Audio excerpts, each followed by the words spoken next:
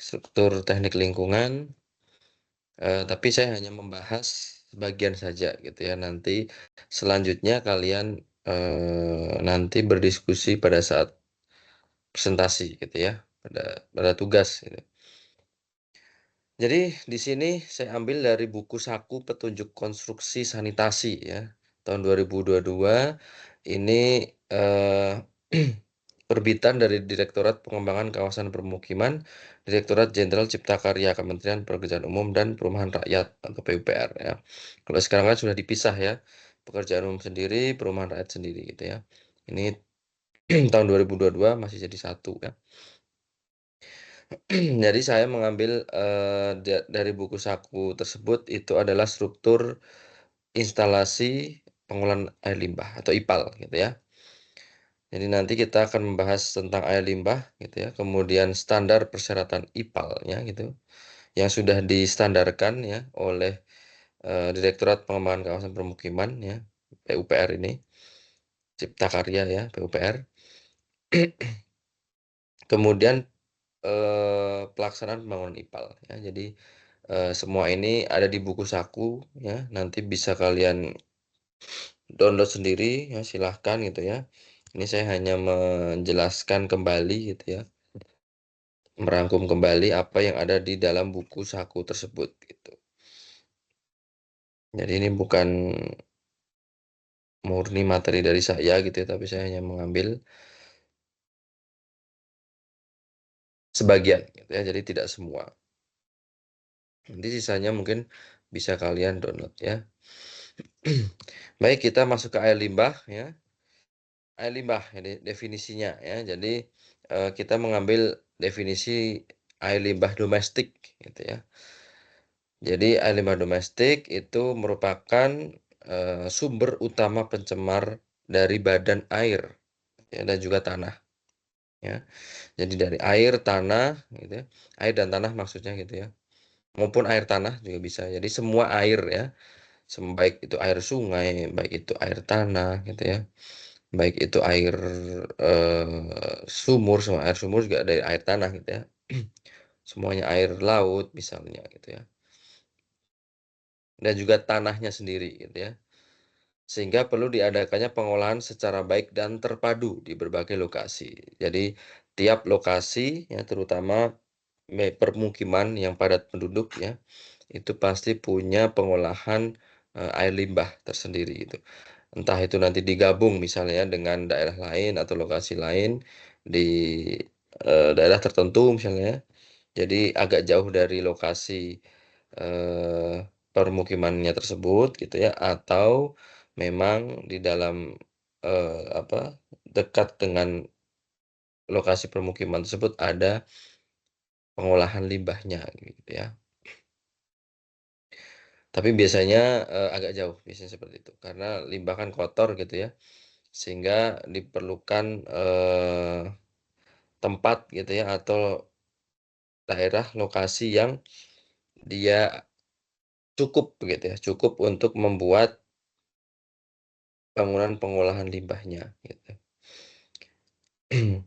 Jadi limbah yang terlalu banyak, nah ini bisa menyebabkan gangguan kesehatan dan penyakit, terutama penyakit yang disebabkan oleh air atau bisa disebut waterborne disease gitu ya. Nah, banyak sekali contohnya ya. Mungkin kalian pernah gitu ya mengalami atau menderita sakit ini ya, diare ya, itu dia kalau diare kan banyak gitu ya. Muntaber gitu, jadi ada muntah, berak gitu ya. Malaria ya, dari nyamuk ya, nyamuk yang apa, hidup di dalam air yang menggenang begitu ya. Filariasis, trakoma, penyakit cacing dan lain-lain. Nanti bisa dicek ya di Google banyak gitu ya. Jadi penyakit apa saja gitu ya yang disebabkan oleh air atau waterborne disease ini gitu. Sangat banyak ya. Ini hanya sebagian gitu. Kemudian pembangunan sarana sanitasi ya, itu terdiri dari ada kamar mandi, cuci dan kakus ya. Kalau dulu tuh singkatnya MCK gitu ya. Ya, ini di mana harus memenuhi persyaratan MCK sehat ya. Jadi mandi, cuci, kakus. Jadi ada kamar mandinya gitu ya. Ada untuk yang tempat untuk mencuci ya. mencuci baju terutama gitu ya, dan juga kakus itu, toilet gitu ya, kloset gitu. Jadi, harus ada ini sudah sesuai dengan persyaratan MCK, yang sehat itu seperti apa gitu ya. Juga selain, membuat MCK, juga adanya pembangunan instalasi pengolah air limbah atau IPAL. Nah, ini nanti yang akan kita bahas. Selain itu juga ada, sistem persampahan gitu yang harus dibuat dan juga dikelola gitu ya oleh, masyarakat sekitar gitu ya. Apakah nanti dari pengelola gitu ya, biasanya juga di sini sudah ada dinas terkait yang mengolah sampah gitu ya. Sehingga, harus terpadu gitu ya, baik dari MCK-nya ya, kemudian dari pengolahan air limbahnya maupun dari sistem persampahannya. Jadi semuanya harus saling, terpadu, terintegrasi gitu ya, supaya nanti, tidak menyebabkan tadi gangguan kesehatan maupun penyakit ya. Nah ini jadi ada siklus kontaminan air limbah, jadi sumbernya dari Pusair Balitbang PUPR, jadi Pusat Air ya, Lembaga Penelitian dan Pengembangan PUPR ya. Nah ini jadi muter terus seperti itu ya, siklus, namanya juga siklus ya. Jadi dia tidak ada berhentinya ya. Nih, jadi, dari sini misalnya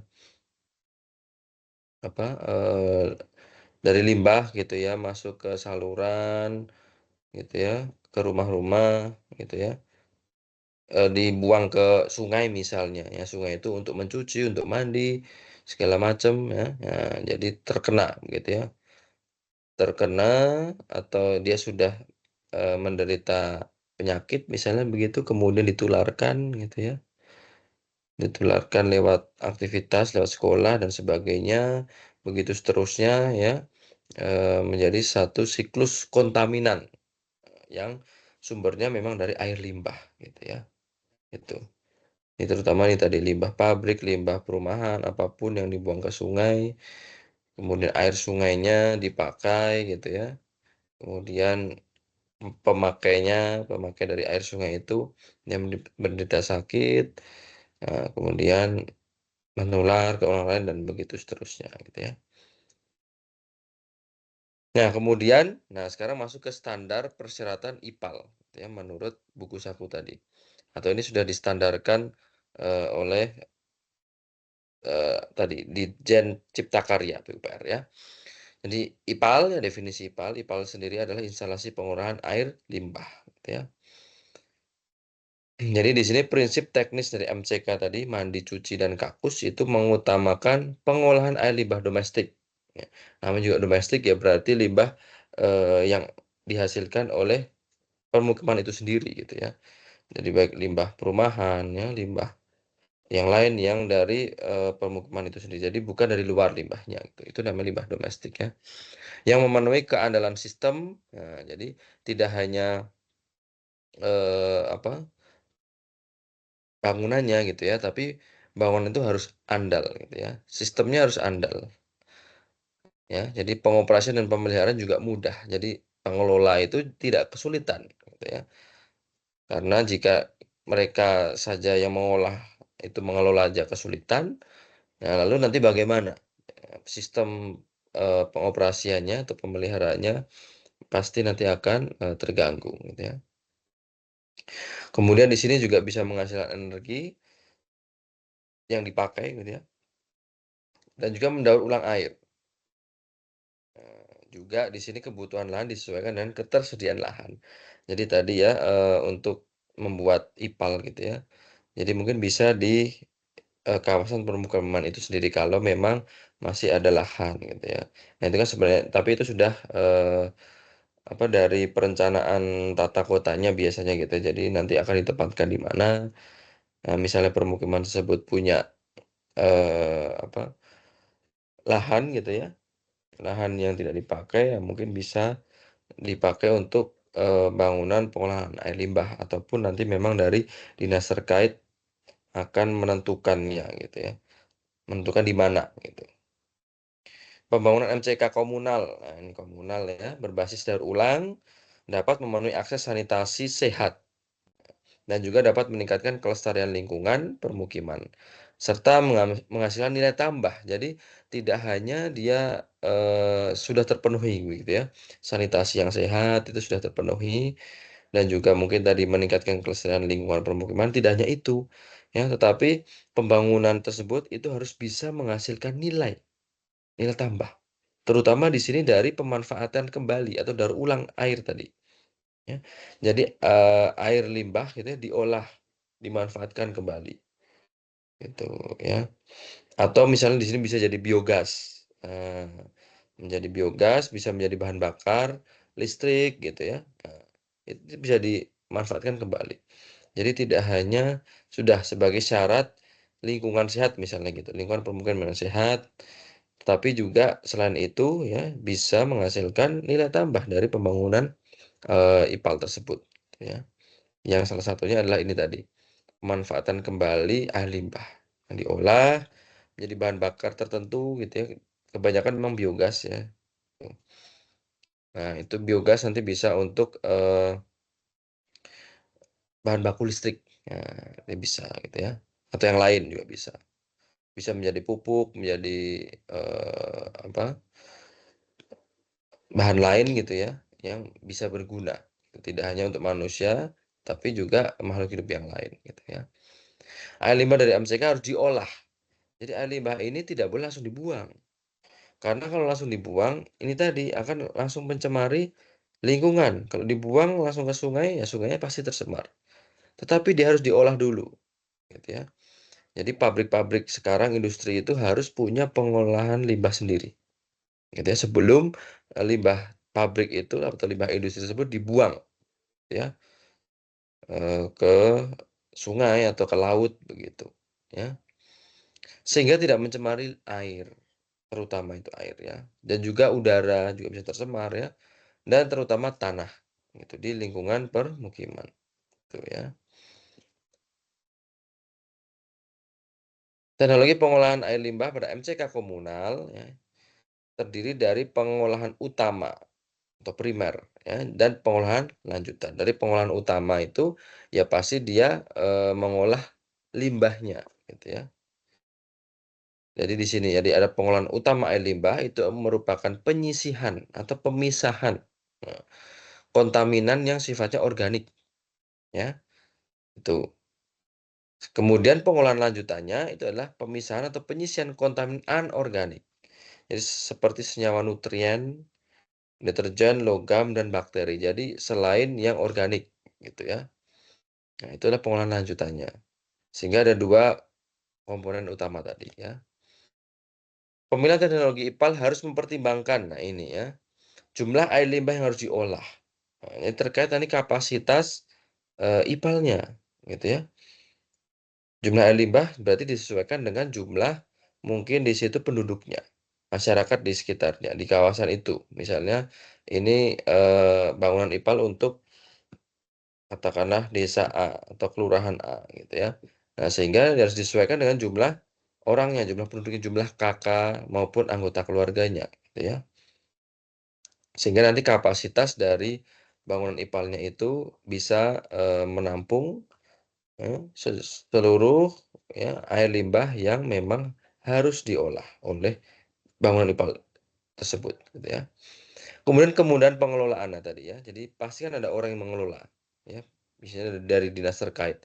Itu harus mudah, kalau pengelolaannya sulit, ya nanti pasti akan, terhambat sistem, pengolahan air limbahnya, gitu. Sehingga nanti, akan menghambat, ya, kalau menghambat nanti menumpuk, oh justru malah menjadikan masalah baru, gitu ya, terkait limbah itu. Sumber energi, ya sumber energi dari mana? Gitu ya. Itu harus jelas, harus, diperhitungkan gitu. Dan juga tujuan pemanfaatan air olahan dari IPAL. Nah tadi misalnya dipakai sebagai biogas untuk apa, gitu ya. Apa untuk pupuk atau untuk, listrik misalnya katakanlah ya, atau yang lain gitu ya. Nanti harus disesuaikan. Itu harus didesain terlebih dahulu, gitu ya. Perencanaannya harus, tepat bagaimana, gitu ya,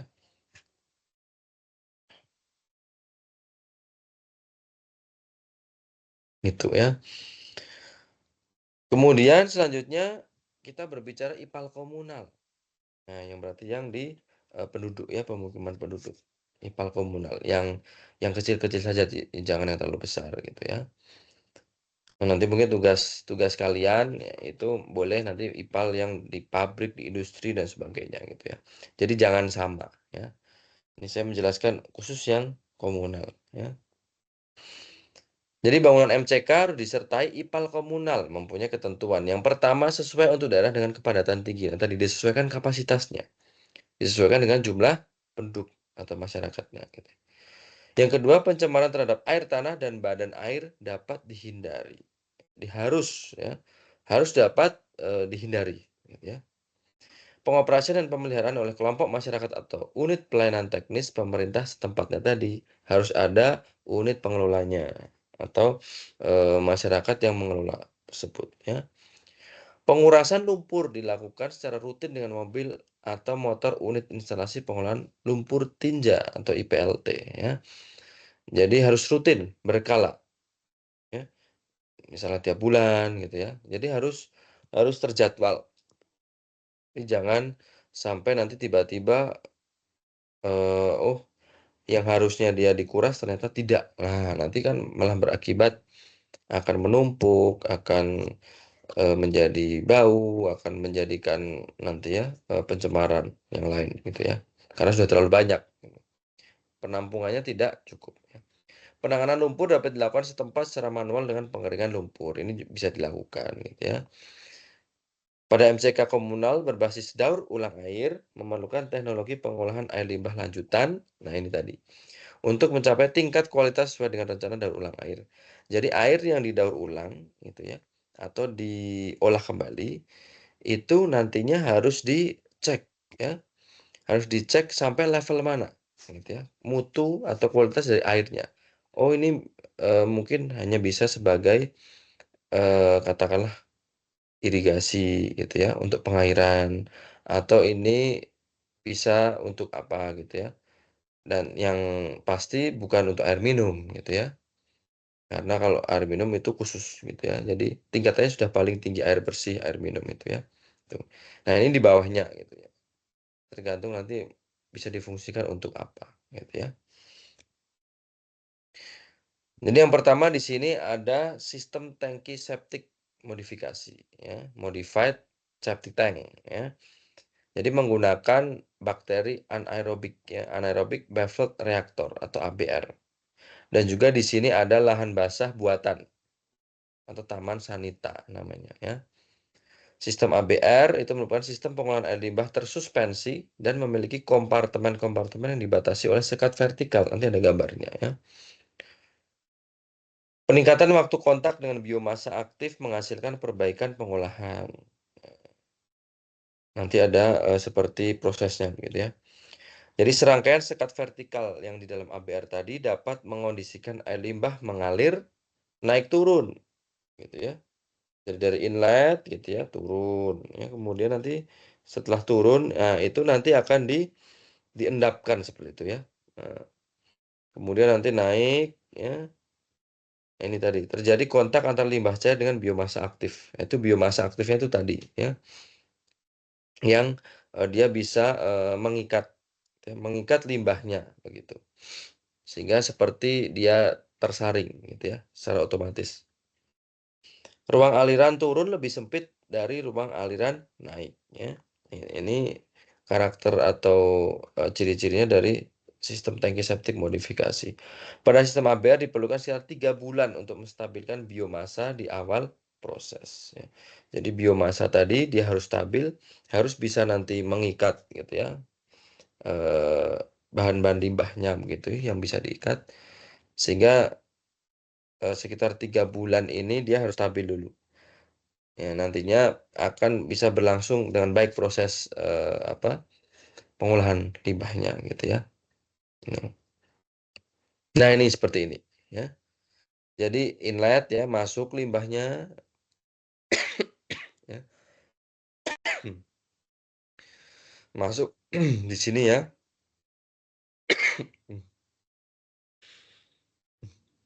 Sorry ya. Nah, ini jadi ada unit sedimentasi, jadi nanti diendapkan, ya. Jadi dia, diendapkan di sini, kemudian pasti di sini belum diendapkan sangat banyak, nah dia akan masuk lagi ya, ke sekat tadi ya, yang ada sekatnya. Dia masuk, dia turun lagi, gitu ya. Nah, dia sempit ya, dia sempit supaya nanti dia bisa, eee, turun begitu ya, dan di sini kan ada biomasa gitu ya. Nah, nanti dia bisa mengikat tadi ya, limbahnya.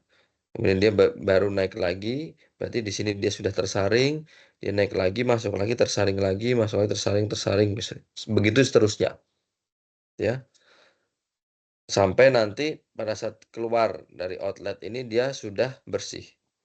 Yang bersihnya juga tidak bersih, apa, seperti air jernih itu enggak gitu ya, tapi dari kontaminan-kontaminannya gitu ya, baik tadi aerobik maupun sorry, baik dari organik ataupun anorganik gitu ya. Ini ini ada manhole-nya, jadi untuk orang ya, atau pekerja untuk maintenance gitu ya. Nah, ini di atasnya ada taman sanita gitu. Seperti ini, jadi dia sudah masuk dari sana gitu ya, kemudian di bawah sini diproses seperti ini, kemudian dia keluar. Nah seperti ini, jadi tidak jernih sekali gitu ya. Nah, tapi mungkin seperti ini, agak keruh sedikit tapi dia kontaminannya sudah hilang gitu loh ya. Itu intinya itu, tidak terus kotor sekali gitu ya, banyak kotoran-kotoran, banyak limbah-limbahnya gitu, tidak gitu ya. Di sini dia sudah hilang karena tadi dia limbahnya sudah diendapkan. Di sini untuk yang, besar-besar, yang berat-berat tuh sudah terendapkan di sini gitu ya. Kemudian nanti, seperti tadi ya, keluar, masuk lagi ke bawah gitu ya, keluar lagi, nanti masuk ke bawah gitu ya. Jadi tiap dia kontak begitu dengan bagian bawah ini, ada sesuatu yang diendapkan dari, limbah tersebut gitu ya. Nah ini ya, jadi seperti ini ada sekat-sekat gitu ya. Nah ini, di sini ada sistem penyaringannya di dalam situ ya. Jadi ada media kontaknya dengan limbah ya kan, masuk dia ada yang kontak, nah yang tadi kotorannya itu dia langsung menempel gitu ya, di media tersebut gitu. Sehingga nanti yang cairannya yang sudah berupa air itu yang dia akan berlanjut gitu. Tapi untuk kotoran-kotorannya dia terendapkan di situ gitu ya. Itu yang pertama. Kemudian yang kedua menggunakan biofilter ya. Nah ini mungkin, sekarang yang banyak dipakai ya. Sistem biofilter dan lahan basah buatan. Jadi sama ada taman sanitanya di atas. Nah, dia pakai tangki biofilter, jadi tangki di sini fungsinya adalah untuk mengolah air limbah rumah tangga dengan menggunakan media pengolahan, mirip seperti tadi. Tapi dia di sini, sudah ada sistem penyaringnya, filternya. Kalau tadi kan dia tidak, dia hanya diendapkan, kontak dengan medianya diendapkan. Kalau ini dia ada filternya ya. Media pengolahan merupakan media untuk dan menahan padatan ya, untuk menahan padatan, sorry ya. Media untuk menahan padatan dan tempat berkembang biak mikroorganisme. Jadi mirip seperti tadi, dia, ada medianya, kemudian dia, tertahan yang padat-padat tadi ya, itu. Kemudian nanti di situ ada mikroorganisme baik gitu ya, yang dia akan mengolah limbahnya, gitu ya. Mengolah padatan-padatan tadi ya. Pemilihan media harus mempertimbangkan ini, spesifik gravity ya, kalau masih ingat. Berat jenis, ya, berat jenis dari materialnya. Kekerasan materialnya, jadi masih ada hubungannya nih kita ya, dari kuliah yang awal tadi sampai ini, itu masih ada hubungannya. Ada sifat-sifat fisiknya ya, baik berat jenisnya, kekerasannya atau hardness-nya dari materialnya, ketahanan terhadap abrasi, ya karena itu kan nanti akan dilewati terus air ya, dilewati limbah, jadi ini harus tahan terhadap abrasi, gitu ya. Kemudian kekerasan permukaan. Jadi dia kalau sangat halus juga tidak bisa gitu. Dia harus cukup kasar gitu ya. Jadi cukup dapat menahan gitu. Kalau terlalu halus dia tidak akan bisa menahan, eee, padatan-padatan tadi gitu ya. Dan juga koefisien keseragaman. Jadi kalau bisa ya, harus seragam gitu ya. Jadi tidak yang di sini mungkin ada yang kasar, yang di sana seperti ini, yang seperti ini halus ya. Yang ini mungkin ringan, di sini jelek gitu ya. Jadi harus seragam gitu ya. Untuk material atau medianya harus seragam. Ini yang kedua. Kemudian yang ketiga adalah sistem biodigester dan biofilter. Nah, ini masih mirip gitu ya, tapi ini mungkin dia versi yang lebih baiknya gitu ya. Jadi sudah juga ada biofilternya, tapi ada biodigesternya. Jadi biodigester ini digunakan untuk pengolahan air limbah, khususnya untuk mengurai. Nah, jadi dia ada penguraian di situ, mengurai bahan organik dari buangan kakus, ya, dari kotoran manusia ya, feses gitu ya, secara fermentasi anaerob ya. Jadi menggunakan bakteri anaerob. Gas yang dihasilkan pada sistem biodigester dapat ditampung. Nah, ini kelebihannya ya. Jadi gas tadi ditampung menjadi biogas ya, dan digunakan untuk memasak atau penerangan di sekitar MCK gitu ya. Jadi bisa digunakan bahan bakar. Nah, untuk memasak atau untuk listrik tadi gitu ya. Nah, listriknya ya harus listrik yang di situ, jadi langsung penggunaannya ya. Jadi dia ditampung biogasnya, kemudian langsung bisa dimanfaatkan, gitu ya. Pada sistem biodigester dapat dilengkapi lubang untuk pemasukan sampah organik. Misalnya sampah sampah organik itu contohnya yang daun-daun kering seperti ya. Makanan-makanan, sisa makanan itu sampah organik ya. Kalau yang anorganik kan ya yang kertas, yang plastik, yang lain-lain gitu ya. Itu anorganik. Sampah organik, nah ini terdiri dari bahan-bahan yang bisa terurai secara alami atau biologis, limbah atau sampah dapur. Nah, itu ya. Setelah memasak itu ya, bahan makanan itu ya, sampah-sampah bahan makanan.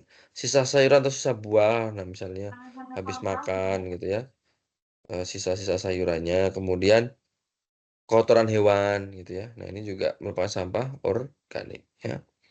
Sistem biodigester ini juga menghasilkan slurry atau cairan hasil fermentasi yang telah diuraikan gasnya yang dapat digunakan sebagai pupuk. Nah, ini. Jadi tadi eh, yang menjadi gas ya sebagai biogas dia bisa digunakan ini tadi untuk bahan bakar memasak ataupun listrik ya. Tetapi untuk yang cair ya itu digunakan sebagai pupuk gitu ya. Jadi yang telah diuraikan gasnya. Gasnya ini tadi ke sini gitu ya. Nah, jadi masih ada yang cair, hasil fermentasinya itu bisa digunakan sebagai pupuk, terutama untuk pertanian, gitu ya.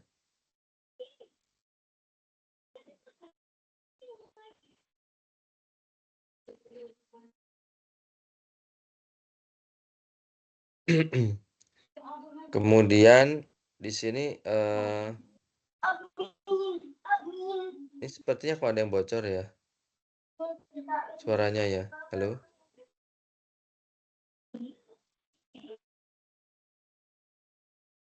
Oke, ya. Saya lanjutkan ya.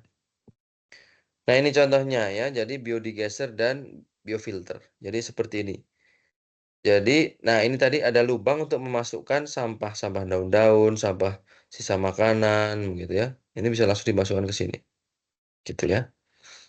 Ini. Kemudian yang selanjutnya ada sistem biofilter dan taman sanita pasang surut. Nah ini khusus gitu ya, digunakan atau akan dibangun gitu di kawasan pesisir dengan kondisi pasang surut dan dia terapung gitu. Jadi bangunan dari ipalnya itu dia bisa terapung. Konstruksi tangki dan dari bahan FRP ya. Tahu nggak FRP ya?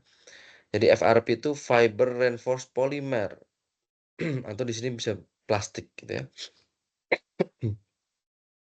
Jadi bahannya plastik, bahannya polimer ya. Dan juga pipa yang fleksibel.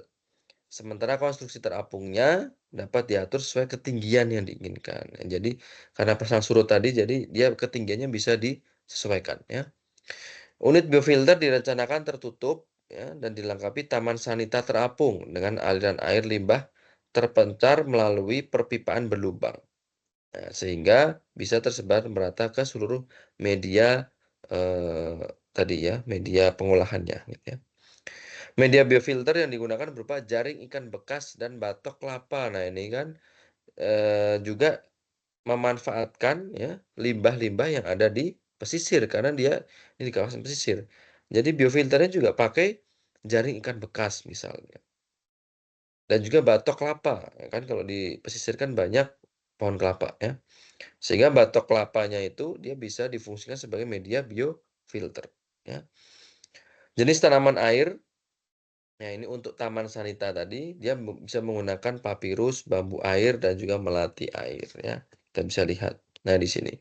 Jadi terapung dia, ya. Jadi ini untuk biofilternya, ini untuk taman sanitanya, gitu ya. Jadi semuanya terapung, ya, karena dia ada di bagian pesisir, ya. Kemudian yang selanjutnya ada sistem Fermi biofilter. Fermi tahu nggak? Ada yang tahu Fermi? Fermi itu apa?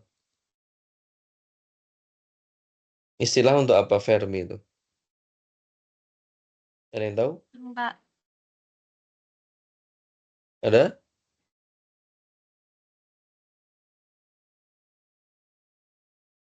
Ada yang tahu Fermi itu apa? Cacing, Pak. Cacing, betul ya. Jadi Fermi itu nama ilmiah gitu ya, dari cacing ya. Jadi di sini biofilternya dia menggunakan cacing. Sistem pengolahan air limbah dengan pemanfaatan cacing sehingga meningkatkan optimasi kualitas penurunan bahan pencemar dan mendapatkan cacing sebagai sumber pendapatan, ya. Air olahan dari sistem Fermi biofilter dapat dibuang langsung ke badan air atau saluran karena dia sudah oleh cacing tadi dia apa? Diolah gitu ya, limbahnya. Sehingga bahan pencemarnya dia sudah sangat apa? Sedikit, sudah diminimalisasi gitu ya. Ya, sehingga airnya dari sistem ini dia bisa langsung dibuang ke badan air ya, atau melalui saluran. Jadi tidak perlu mungkin melewati seperti tadi taman sanita dulu gitu ya. Nah, jenis cacing tanah yang dapat digunakan adalah Lumbricus rubellus ya. Nah, seperti ini tuh ya, cacing tanah. Nah, dia lebih ini lebih menurut saya ini dia lebih baik sih ya. Tapi memang memanfaatkan cacing tadi. Jadi seperti ini ya. Nah, dia masuk, nah ini pakai beton di sini. Ada tulisannya pakai beton, ada pipa ya. Nah, ini eh penyaringannya gitu ya. Tuh, di sini ada cacingnya gitu. Kemudian keluar ya, keluar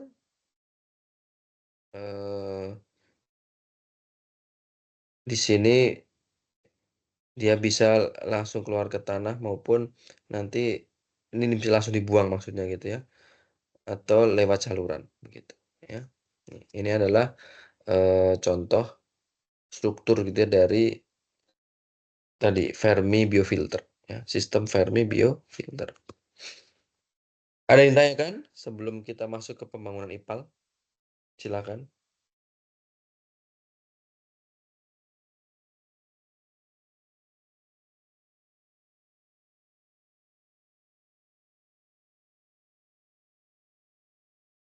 Ada pertanyaan?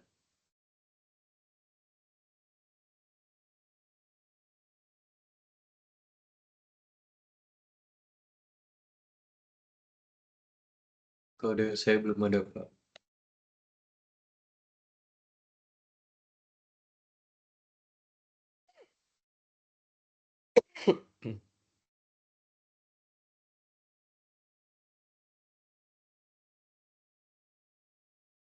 Oke ya, baik. Saya lanjutkan ya ke pembangunan IPAL. Ini mungkin supaya nanti bisa cepat selesai saja gitu ya. Nah ini jadi ada desainnya ya. Desain untuk IPAL gitu ya. Ini misalnya di sini ada apa? Toilet gitu ya atau WC gitu ya. Ini ada klosetnya, ini ada salurannya gitu ya. Ini saluran yang di luar ya. Floor drain ya, tahu ya, yang di pojok itu biasanya gitu ya, yang bulat atau kotak gitu ya. Jadi itu yang di luar. Nah, ini yang langsung dari klosetnya gitu. Jadi bergabung jadi satu, masuk ke biofilter. Jadi seperti tadi nanti diendapkan, disaring segala macam gitu ya. Kemudian dia bisa keluar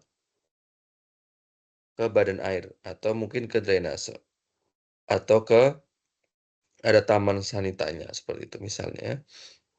Ini potongannya ya, jadi potongan.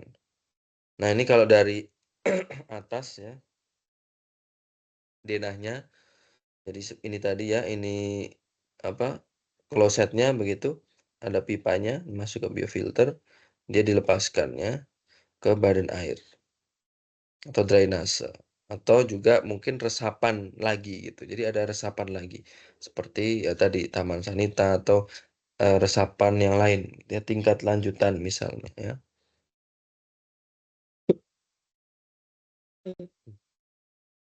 Nah ini ada tata letak MCK komunal ya. Jadi yang umum gitu ya, ada apa, MCK umum ya, dan IPAL sistem biofilter dengan taman sanita. Jadi ini misalnya ada banyak seperti ini ya, apa, klosetnya, WC-nya gitu ya. Nah ini ada jaringan perpipaannya. Jadi beda di sini beda diameter pipanya gitu ya. Jadi yang hitam tuh lebih besar gitu ya, 4 inci, yang merah ini lebih kecil 3 inci ya, gitu. Jadi ini bisa ke sana ya. Di sini ada sebagai bak kontrolnya atau ini ya. Jadi ini ke sana gitu ya. Jadi kalau yang yang hitam ya, itu kenapa lebih besar, karena dia yang limbah, yang langsung dari kloset, dari kotoran, ya. Karena kan benda-benda yang ada di dalamnya itu kan agak besar gitu ya, ukurannya gitu ya. Jadinya dia diameternya lebih besar ya pipanya, jadi yang hitam ini. Tapi kalau yang merah ini yang langsung dari floor drain. Nah ini kan biasanya kan langsung air gitu ya, air yang disiram seperti itu ya.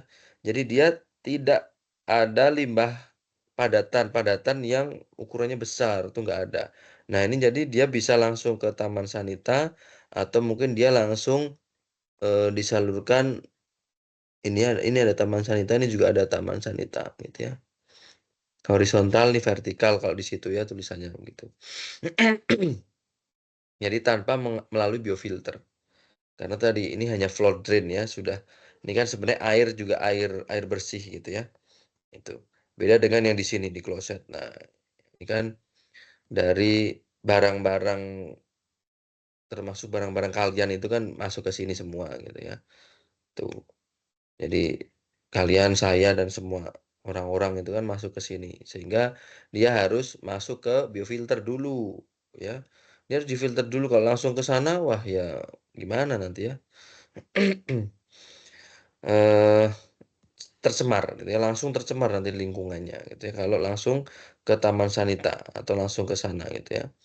Jadi harus lewat biofilter dulu, kemudian dari biofilter baru keluar ke taman sanita gitu ya. Tuh. Nah, ini kalau lihat potongannya misalnya ya. Di sini ada WC atau kloset, di sini ada bak mandi, bak cuci. Nah, ini tadi ya. Hmm. Nah, ini dikeluarkan di saluran air limbah di apa, pemukiman secara umum ya. Jadi kita bisa lihat ini ada trotoar, ya ini di bawahnya ya. Di bawahnya itu sudah ada saluran air limbah. Ya. Nah, ini misalnya ya pipanya bisa secara agak jelas ya.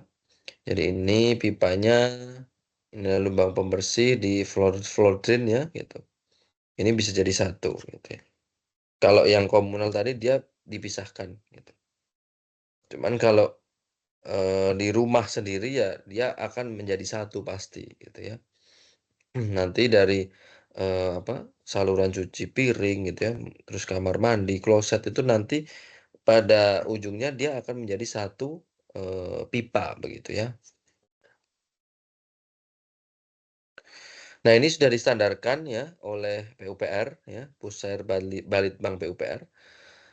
Jadi tangki yang pakai beton ataupun pakai FRP ataupun plastik ya. Nah, ini eh apa? ini, diameter dari pipa-pipanya. Nah, gitu ya. Jadi sudah lengkap di sini, ada pipa 2 inci, 3 inci, 4 inci gitu ya. Ada yang T, ada yang Ni ya. Keni itu yang gini gitu ya. Ya kalau kalau di tukang-tukang itu ya bilangnya keni, ya. Keni itu Ni ini sebenarnya ya. Bahasa tukang keni gitu. Tuh yang seperti L gitu loh. Pipa itu loh, penyambung itu yang L itu loh ya. Tahu kan? Pipa ini sama di sini ya dia ada penyambungnya gitu yang seperti ini ya. Dan ini semuanya sudah ada. Juga ini bahannya ya, ini alatnya ya. Ya alat pertukangan biasa ada gergaji, palu, paku harusnya ini ya. Ada cetok misalnya. Alat penggali tanah bisa pakai cangkul, sekop, linggis ya. Kemudian ada pompa misalnya kita butuh untuk air gitu ya. Kemudian pelaksanaannya ya, pelaksanaannya di sini adalah yang pertama konstruksi bidang peresapannya dulu. Jadi bidang peresapan di sini menggunakan pipa PVC yang diameternya 4 inci atau 100 mm ya. 10 cm ya.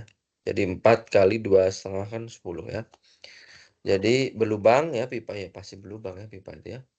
Yang berfungsi menyebarkan atau mendistribusikan cairan yang diletakkan dalam parit atau got ya. Nah, gotnya ini lebarnya sekitar 60 sampai 90 cm. Pipa berlubang ditempatkan dan dikubur dengan kerikil. Jadi ditempatkan di tanah begitu ya, dikubur, dia apa, di situ dikasih kerikil begitu ya. Itu yang paling bawah. Selanjutnya berturut-turut ke atas itu ada lapisan ijuknya gitu ya, untuk mencegah material halus masuk ke kerikil ya. Jadi yang halus, material-material halus atau limbah-limbah yang halus dia tertahan di ijuk gitu ya. Jadi tidak sampai ke kerikil. Nanti kalau kerikilnya juga terkena material yang halus kan dia juga menjadi kotor gitu ya. Lapisan pasir di atasnya lagi di atas ijuk untuk mencegah bau dan pertumbuhan akar tanaman agar tidak mencapai kerikil dan pipa karena akan merusak nanti ya. Bisa merusak pipanya menjadi pecah justru ya karena kalau akar tanaman itu kan kalau sudah sangat kuat dia nanti bisa makin ke bawah ya tumbuhnya makin kuat dan dia bisa merusak apa yang ada di bawahnya. Kemudian baru paling atas sendiri adalah lapisan tanah secukupnya untuk mengurangi infiltrasi penyerapan air hujan. Jadi air hujan tidak langsung masuk ke eh, ini apa lapisan filternya gitu ya. Jadi dia diserap oleh tanah dulu gitu ya.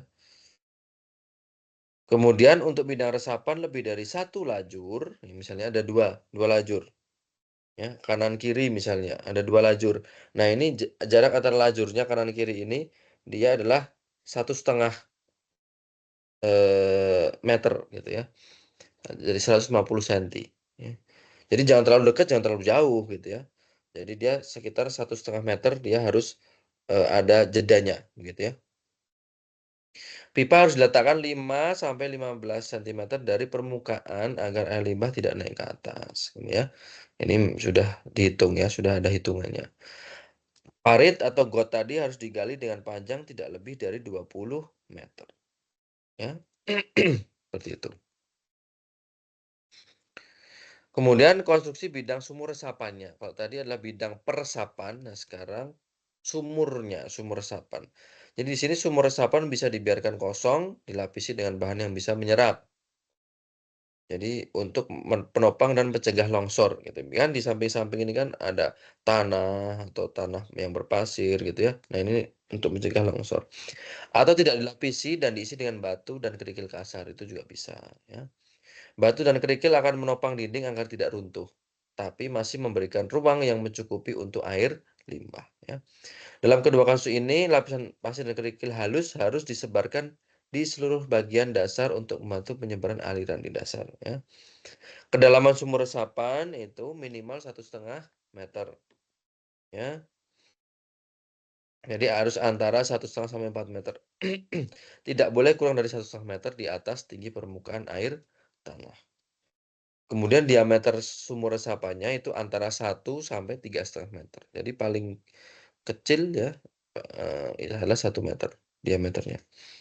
Sumur ini harus diletakkan lebih rendah, minimal 15 meter dari sumber air minum dan sumur. 15 meter. Jadi lumayan agak jauh dari sumber air minum dan sumur. Jadi lebih dalam lagi, gitu ya, lebih bawah lagi gitu. Bayangkan kalau satu level. Ya, coba aja gitu ya.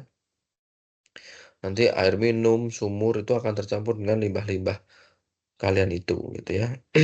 Nah, itu ya. Kapasitas minimum sumur resapan harus mampu menampung semua air limbah yang dihasilkan dari satu kegiatan mencuci atau satu hari. Volume manapun yang paling besar. Jadi tadi kapasitas sumurnya itu harus memenuhi. Jadi dalam satu hari kan dia masuk ke situ gitu ya, satu kegiatan mencuci misalnya. Atau bisa satu hari semuanya ya. Ada mencuci baju, mencuci piring, atau buang air segala macam ya. Jadi dalam satu hari itu juga bisa ya. Jadi karena nanti sudah satu hari itu sudah diolah selesai, dia bisa langsung apa berlanjut, nah diganti dengan yang lain gitu. Jadi paling tidak satu hari itu cukup gitu ya. Itu adalah kapasitas minimum sumber resapan.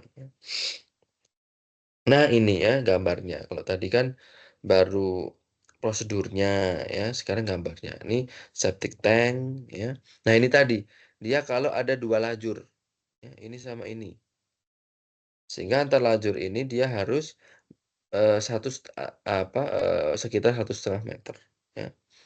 Pipa 4 inci ya, yang paling bawah, kemudian kerikil ini ada penahannya begitu ya. Ini dia ditahan, mungkin diangkur, dibaut segala macam ya. Itu untuk penahannya. Kemudian ini ada kerikil, ada ijuk yang tadi di sini, kemudian di atasnya ada pasir, ada tanah biasa gitu ya. Ini potongan memanjang atau potongan A ya, potongan A kan memanjang ya. Potongan B dia melintang, berarti kelihatan penampang atau diameter dari pipanya gitu ya. Nah, ini seperti ini.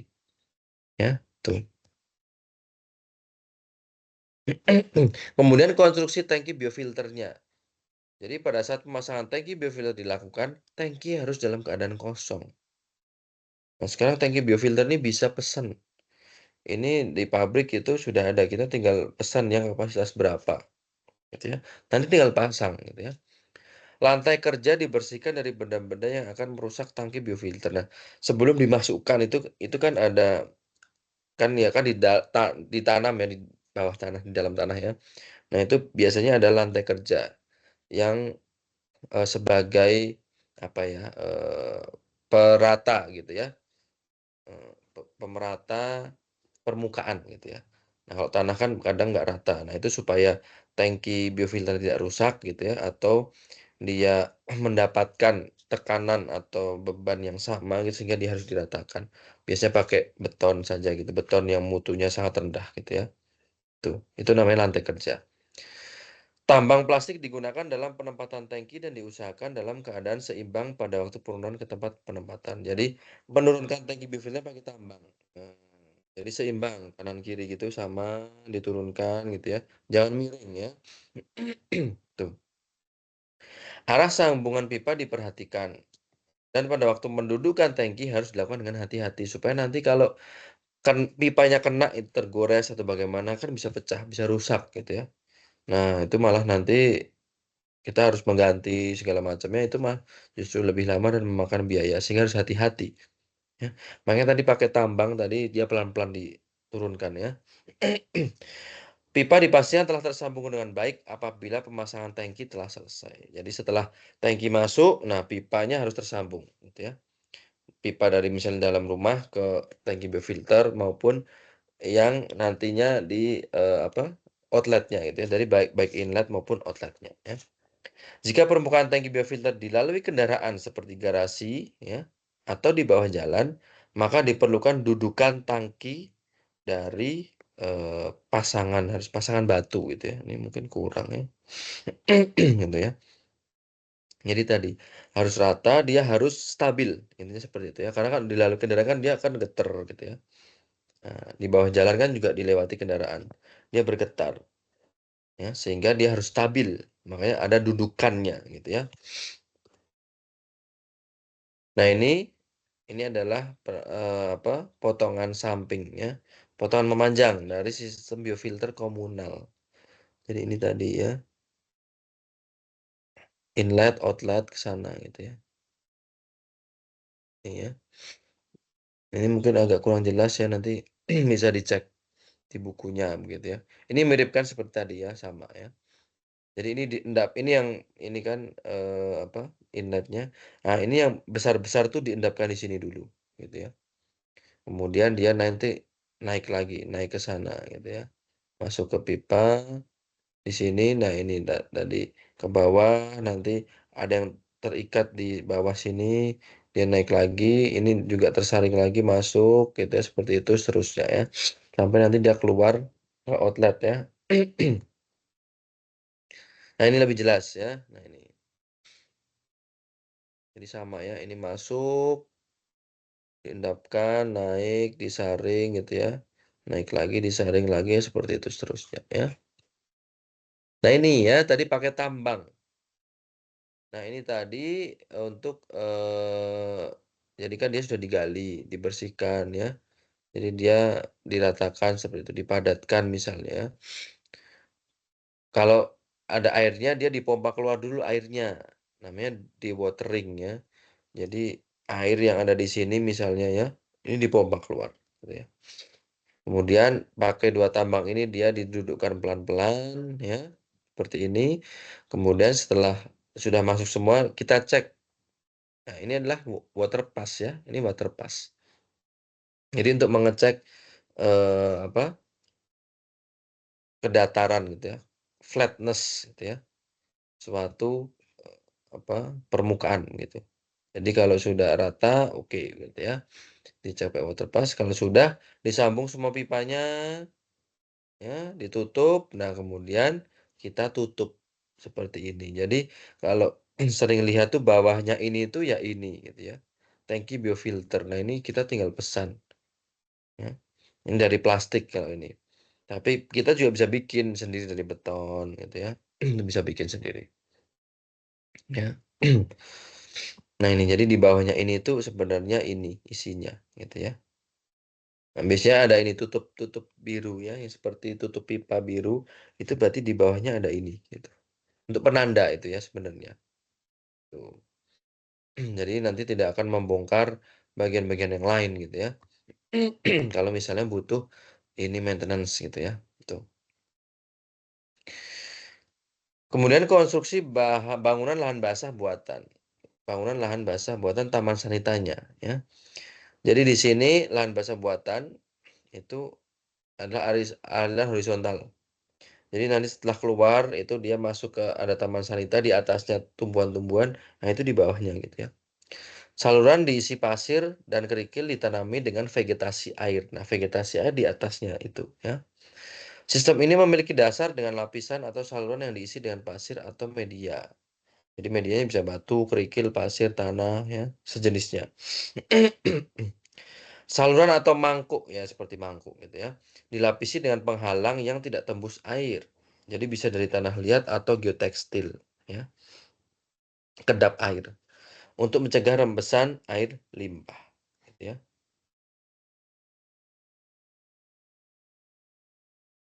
Kemudian pada media tanam sanita ditanami vegetasi semi akuatik ya, tadi ya sudah disebut papirus, kana, bambu air dan lain-lain gitu ya.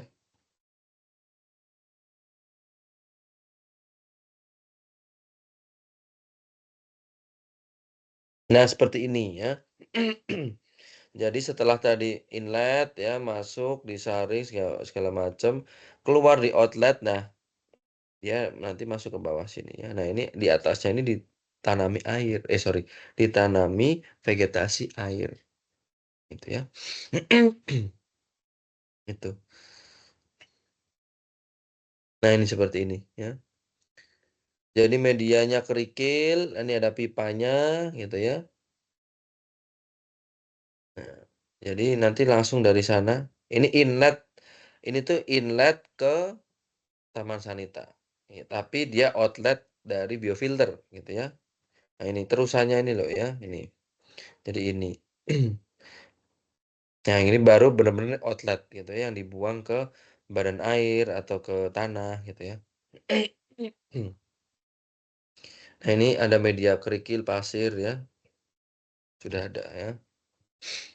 Nah, ini adalah tanamannya, papirus, kana, ini bisa ditaruh di atasnya sini, ini ya. Nah, itu ya, ada yang ditanyakan tidak?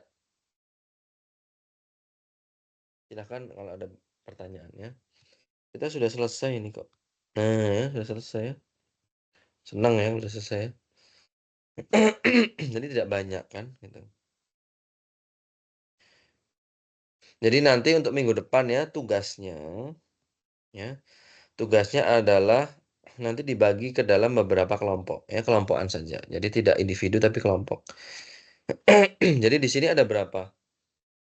Jumlah mahasiswanya berapa? Kelas A ada berapa? Untuk kelas A ada 50 orang, Pak.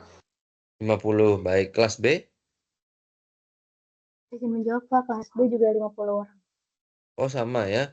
Nah, jadi berarti nanti satu kelompok itu bisa 5 orang. Ya. Jadi ada 10 kelompok misalnya.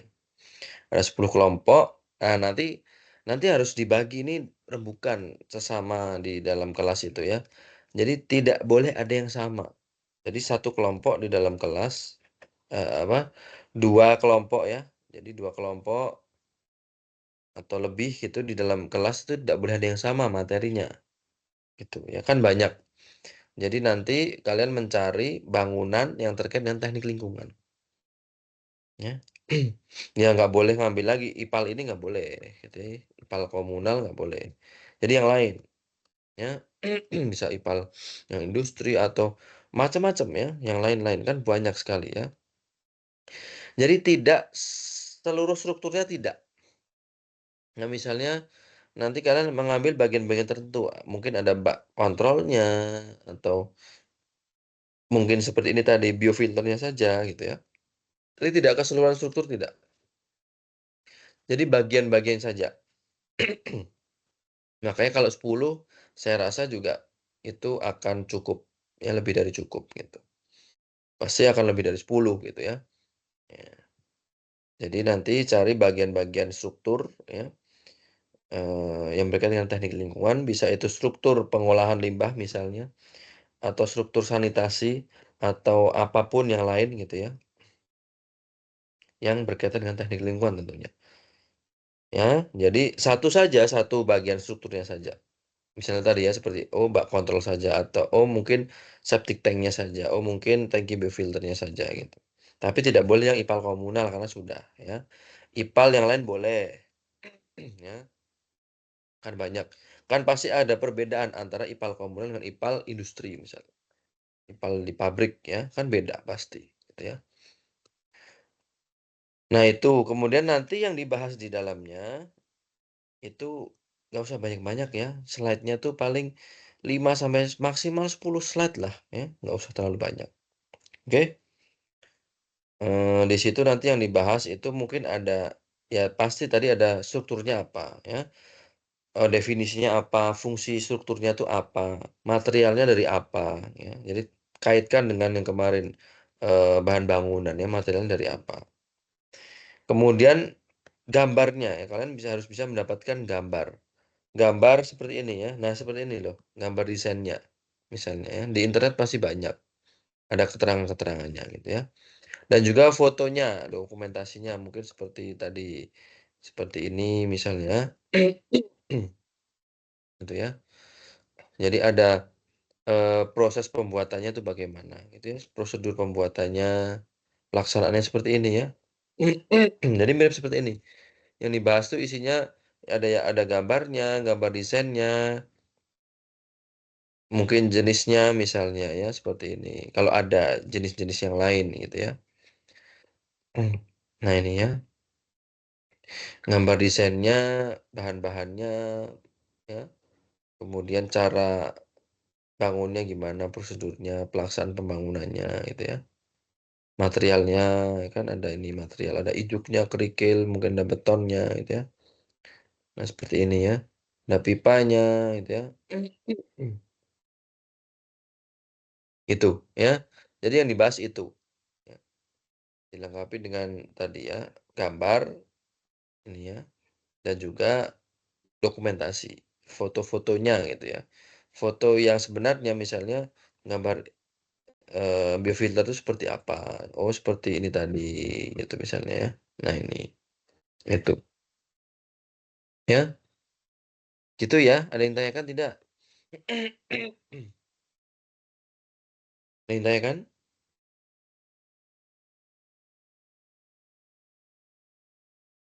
Halo? Ada pertanyaan tidak?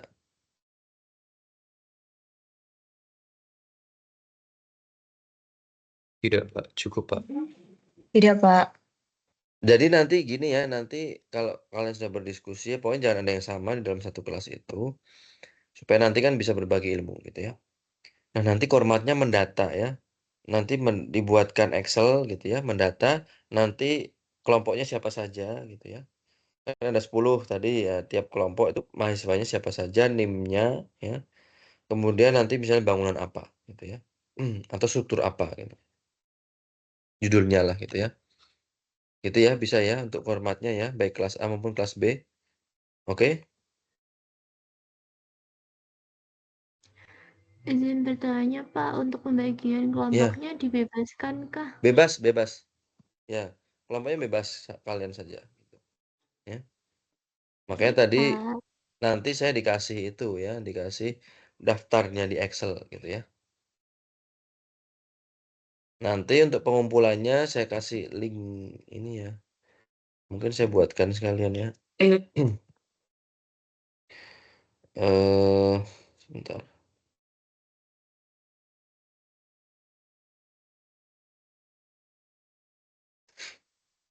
Oh, oke, belum ada.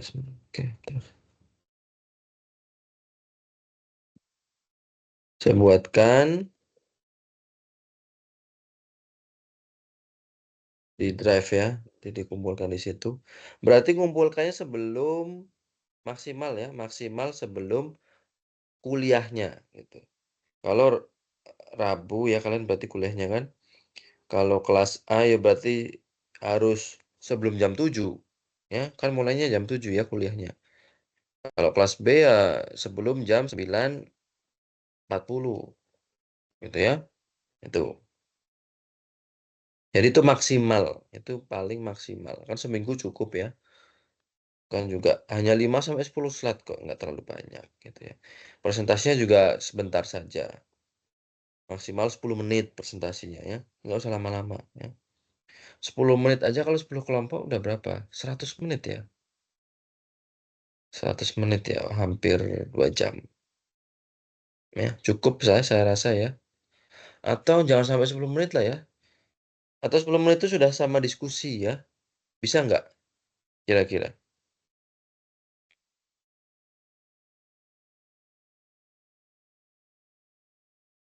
Bisa nggak? Memungkinkan nggak?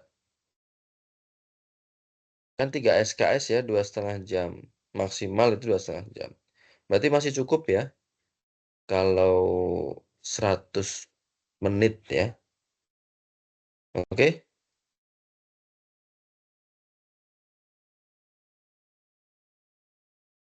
Baik, Pak. Tadi slide-nya nggak usah banyak-banyak, 5 sampai maksimal 10 slide ya. Presentasi juga maksimal 10 menit gitu. Kurang juga boleh, nggak masalah ya. Itu. Yang penting apa yang ada di slide-nya itu tersampaikan, sudah itu aja. Nanti diskusi paling satu dua pertanyaan ya. Tuh. Jadi nanti yang diskusi yang bertanya itu adalah kelompok yang belum presentasi gitu ya.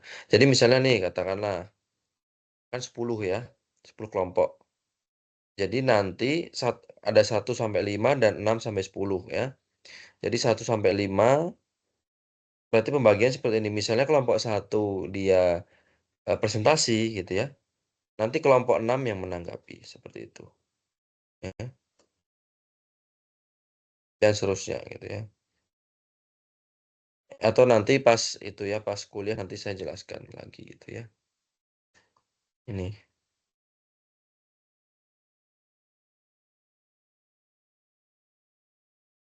Jadi nanti, bentar ya.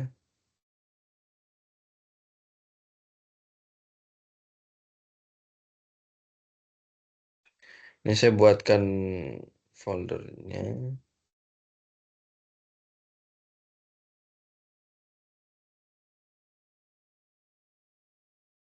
Jadi ada kelas A, kelas B, kelas C ya.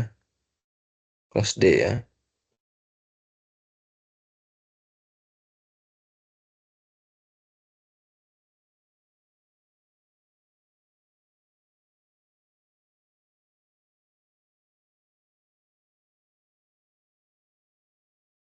Oke, ini kelas A. Nah, nanti di situ bikin folder ya kelompok 1, kelompok 2 gitu ya. Saya sudah bikinkan contohnya kelompok 1 gitu ya di kelas A atau kelompok 1 di kelas B gitu ya. Nah, nanti tiap kelompok membuat masing-masing folder kelompoknya gitu ya.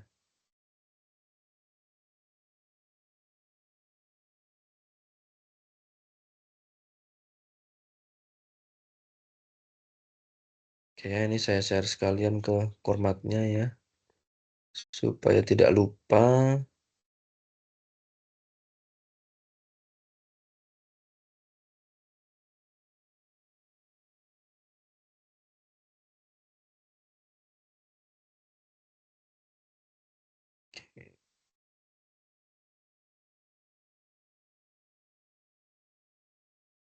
Oke, yang kelas A, format kelas A sudah dapat linknya? Sudah, Pak. Oke, kelompok B, kelas B. Kelas B.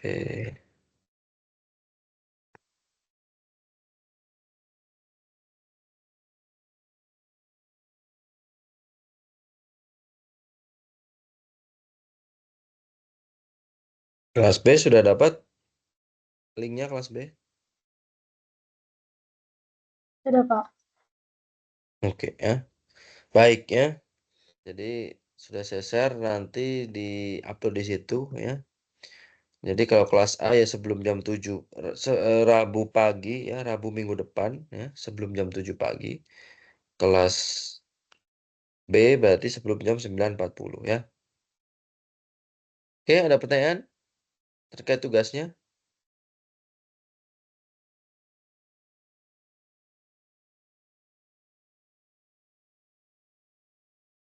Halo, ada pertanyaan tidak?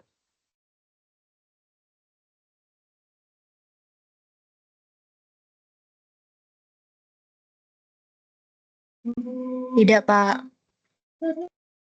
Tidak ada. Eh. Oh ya nanti mungkin nanti segera ya formatnya mungkin bisa akhir minggu ini gitu ya. Nanti Excelnya kelompoknya tadi ya, itu bisa segera di WA-kan ke saya ya. Jadi nanti kelompok ini bahas apa itu ya tadi ya. Gitu ya. Baik, Pak. Akhir minggu inilah ya, nanti daftarnya disampaikan ke saya. Baik gitu. Eh ada pertanyaan? Masih ada pertanyaan? Iya, Pak. Tidak ada ya. Oke ya. Besok libur ya. Jadi bisa main gitu ya besoknya. Nyoblos tapi ya jangan lupa. Oke. Baik, terima kasih atas kehadirannya ya dalam kuliah pada malam hari ini. Ya lumayan ya 80-an ya. Jadi hampir semuanya ya datang. Cuman nggak tahu kalian ini tuh bener-bener apa? Perhatikan kuliahnya bener-bener mengikuti kuliah atau ada yang tidur, ada yang makan, ada yang main kemana gitu ya. Ya saya nggak tahu ya. Gitu. Karena waktu itu pernah ya kelas C atau D itu, eee, besok paginya itu saya buka Teams itu masih ada yang di situ. Jadi, apa, nggak 1, 2 loh, banyak loh. Jadi mungkin sekitar 10, 15 mahasiswa itu dia masih ada di Teams. Jadi sampai 6 jam gitu. Dia masih terus join di, eee, apa, meeting-nya itu gitu. Berarti kan jelas ya itu nggak tahu tuh ngapain gitu ya, ditinggal ngapain gitu ya, apa sudah tidur apa gimana gitu ya. Tuh, nanti kalau ada yang sampai, apa, 5 jam gitu, nah nanti berarti kelihatan ya, itu pasti ditinggal gitu ya, belum belum live gitu ya. Oke gitu, baik ya, saya akhiri kuliah pada malam hari ini. Kita ketemu lagi minggu depan ya, offline ya, di jam ya sesuai jadwal gitu ya. Baik, terima kasih, selamat malam, saya akhiri, wassalamualaikum warahmatullahi wabarakatuh. Waalaikumsalam Waalaikumsalam warahmatullahi warahmatullahi wabarakatuh. wabarakatuh. Terima kasih, Pak. Terima kasih, Pak. Terima kasih, Pak. Ya. Terima kasih, Terima kasih, Pak. Pak.